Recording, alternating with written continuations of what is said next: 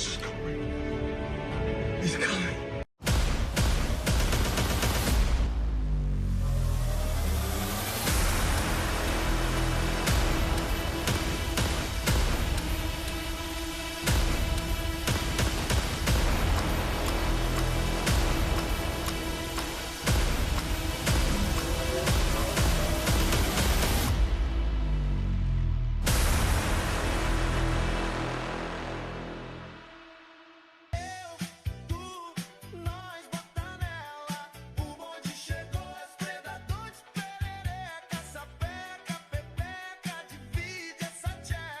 Welcome back, YouTube, and thanks for tuning in to the new studio.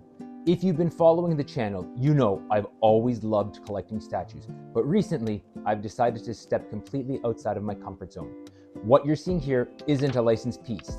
This is a fully 3D printed Thanos, painted by hand and built as a personal challenge to myself as a creator and collector. Today, I want to walk you through the journey, what worked, what didn't, and why this project changed how I looked at collecting altogether. This project reminded me why I fell in love with the hobby in the first place. It's not just about owning art, it's about understanding it. Now, let's get into it. Fun isn't something one considers when balancing the universe. But this does put a smile on my face. This might look like just another Thanos statue, but this one represents something very different. This wasn't purchased, it wasn't factory finished, and it wasn't designed to be perfect. This is a piece that went through failure, learning, revision, and patience. And in a way, that makes it the most Thanos statue in my entire collection. Not only that, it beat out some really stiff competition for contenders to print. Thanos has always been more than a villain and easily one of my favorite characters. He's an extremist philosopher, a character driven not by chaos or rage, but by certainty. In his mind, balance justifies everything. Sacrifice becomes virtue, and compassion becomes weakness. What makes Thanos fascinating is that he never doubts himself. Every action is deliberate, every consequence is accepted, and that unwavering conviction is what makes him so terrifying. Thanos doesn't conquer because he wants power. He conquers because he believes he's right. And this union of me painting him was, well, Inevitable. starting with paint and sculpt quality, this piece already had strong bones. The proportions were solid, the anatomy was well balanced, and the facial structure gave me a great foundation to work from.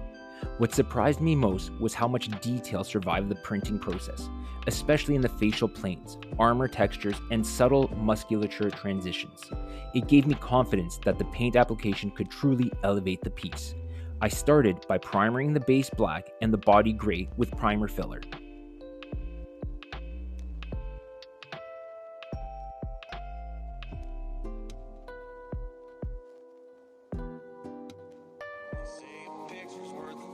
So I began sanding and primering him multiple times, using 150 grit sandpaper. The results were well worth it. Here, I'll just try to highlight how the primer really brings out the layer lines and how well some simple sanding can improve or remove them completely. Once primed and back in the booth, I came to discover a fatal flaw, namely that this statue was not coming apart, ever. So this big boy was going to be painted fully assembled. Then I went to work on the base.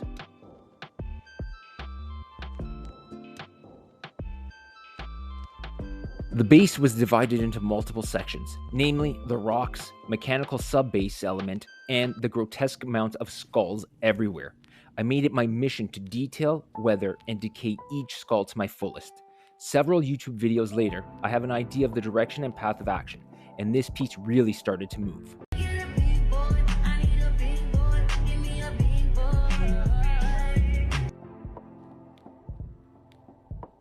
At this point, all the different colored washes I had on hand really came in to add realism to the skulls.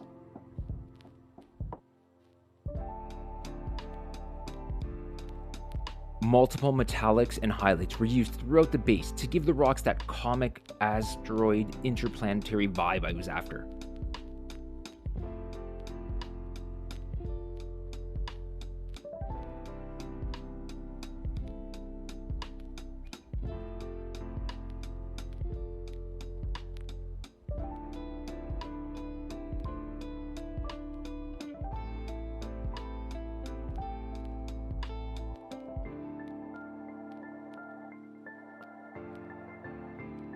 Next began the infuriating amount of tape and blocking required to begin the airbrushing.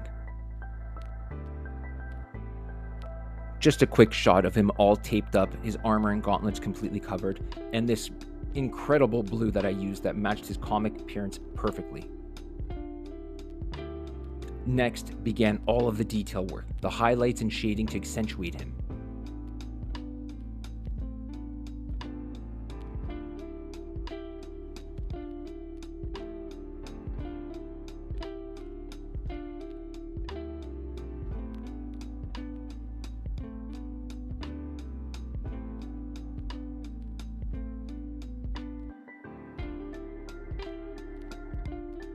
Immediately after that, I turned my attention to his boots and gauntlets.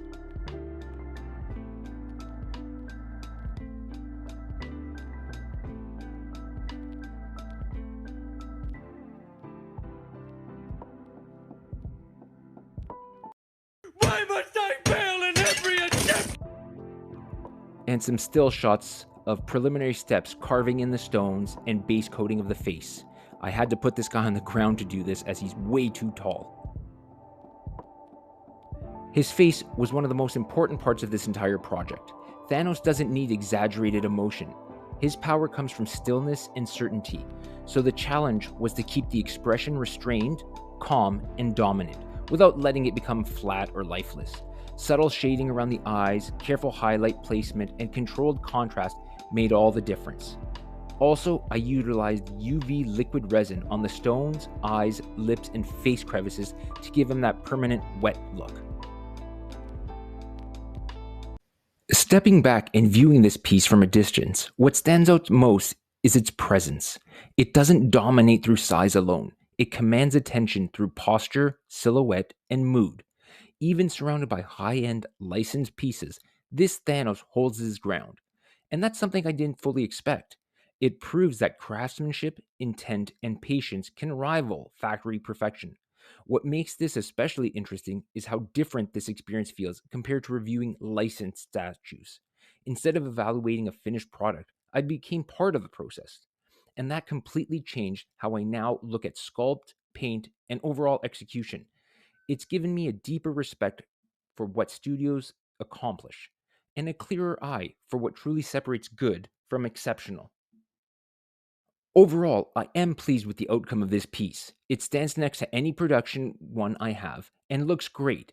The face photographs very bright, but it's actually much deeper. Perhaps the gloss is highlighted a little in the flash.